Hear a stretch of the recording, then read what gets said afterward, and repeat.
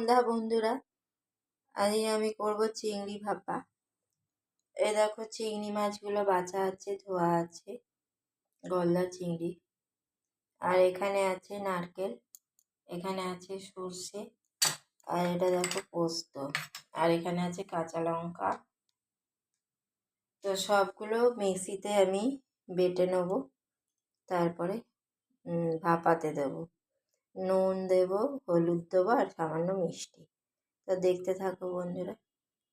এবারে সব এই মশলাগুলোকে বেটে নেব। এই দেখো বন্ধুরা, সব দিয়ে দিয়েছি। এর মধ্যে নুন আর হলুদ দেবো, আর একটু মিষ্টি মানে চিনি দেবো। এই দেখো বন্ধুরা, একটু হলুদ, নুন আর একটু কাঁচা তেল দিলাম, স্বাদ মতো নুন দিয়েছি, আর সামান্য একটু চিনি দিয়েছি।